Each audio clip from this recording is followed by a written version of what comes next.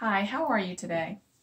Today we're going to talk about the truth of being in a multiracial or interracial family. I want to share a statistic with you from census.gov first. From 2000 to 2010, there was a study that was done, and it showed that overall, of all the races, 9.7% was the total increase. So of all races increased 9.7%. Within that, there were multi-race people or biracial people. And many of those biracial people or biracial, multiracial people groups increased by 50% or more, which was a higher increase over any single race within that 9.7%. Now that is astronomical. What that tells me is that the multi-race families are increasing, and that biracial people as a race, multi-race, any different races, is increasing. Now what I want to talk to you about today is my own personal experience of living in a multiracial, interracial family. I am Caucasian. My husband's African American. We have two beautiful children. We have our daughter, who is 2.5, our son, who recently turned 5. And there are 3 main points that I would like to touch on today. The first is the advantages versus the disadvantages, or the challenges versus the non-challenges of living in a multiracial family. The second is how to respond to and process when someone talks to your children or in front of your children about race. The third is how to teach your children about race and culture from a biblical perspective. So there's a plethora of information that we could go over and talk about today, but for the sake of time, I'm going to discuss one of each. So the advantages versus the disadvantages. I would say one of the minor disadvantages, we haven't experienced a ton of disadvantages. I know some families do, but one of the advantages, disadvantages that we have had is coming to the realization that once our children grow and get a little bit older, they're no longer really going to be seen as biracial. For whatever reason, in our society, that's typically what happens with African American and Caucasian children, is once they get to a certain age, or maybe it's hit puberty, I really don't know if there's a certain age, but they're typically seen then as African American. So there was a little bit of frustration that my husband had in trying to help me to understand, and frustration I had in doing my own research and coming to grips with the fact that, you know, people often do see our children as African American, and they are going to see our son as African American, and what that means for him. We see the media. None of us are blind to it, and seeing how many African American young men are targeted, have been shot, innocently. Even if they're guilty, they shouldn't be shot to death by the police, but that's a whole nother story. And, you know, just coming to grips with the reality that, you know, we're going to have to teach our son certain things that if I was married to a Caucasian male, we probably wouldn't have to think about for our son. And so that was kind of a frustrating disadvantage point from my perspective.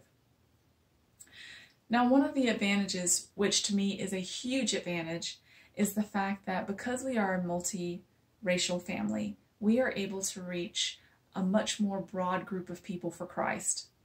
And we have seen this. We have seen it over and over again, where people have been way more receptive to us because of that, which is amazing. And we give God the glory. He is able to use us in that situation, use us in our family to reach more people. Now, the second topic I'm going to talk about is you know, how do you respond to someone or respond in a situation where they're talking about race to or in front of your child. Now, I haven't specifically had someone talk to my child about race, but in front of them, definitely several times. I've been asked if I'm the nanny. I've been asked if my children are adopted. I've been asked, well, what type of interracial relationship are you in then? You know, people want to know what race my children are. And these questions usually come from strangers at the store, people that I have never met before, which makes it a little bit more difficult. I would say always respond in grace. Your children are watching you, and you are showing them how to respond in those types of situations. Now, we haven't talked to our children directly about these race things. And so I tend to answer the question as gracefully as I can. And in many situations, I tell the person that I would love to continue the conversation with them at a later date. However, we haven't discussed these things fully with our children, and I would prefer to not do it over him or over them in the presence of them to a stranger. And most people respect that. So just responding in grace and offering to discuss it at a later date, based on the age of your children as well. The third thing is how to talk to your children about race and culture from a biblical perspective. Now, Psalm 139 tells us that we were fearfully and wonderfully made, and that our soul, we know it very well. So what that tells me is that God made all of us fearfully and wonderfully. God didn't pick and choose which ones he made fearfully and wonderfully. He didn't say boys or girls, white, black, brown, whatever color. He said, we're all made fearfully and wonderfully. So that is what we're going to teach our children first and foremost. We are also going to let them know that they are both races. They are both white and black. They bring a plethora of culture into their one being. We are going to let them know that God is going to use them in a mighty way. He's going to use that difference, that white and black, or Hispanic and Asian, or whatever the mixture is. You can let your children know that they are bringing so many different things to the table, and that God can use that in them. So to wrap it all up, you want to respond in grace. Your children are watching you. There are disadvantages, but the advantages far outweigh the disadvantages. And for people who don't know anyone in a multiracial family, or who may feel uncomfortable around it, be eased in knowing that our families are the same as your family. Be sensitive when you're around particularly small children, not knowing what that person's preference is yet. And just be open and honest, and hopefully they'll be open and honest back, because knowledge is power. And without having knowledge and open communication and speech about this, problems can't be solved. But all in all, we are living, breathing people just like anyone else. We love our children, we love God, and we want the same things that you do.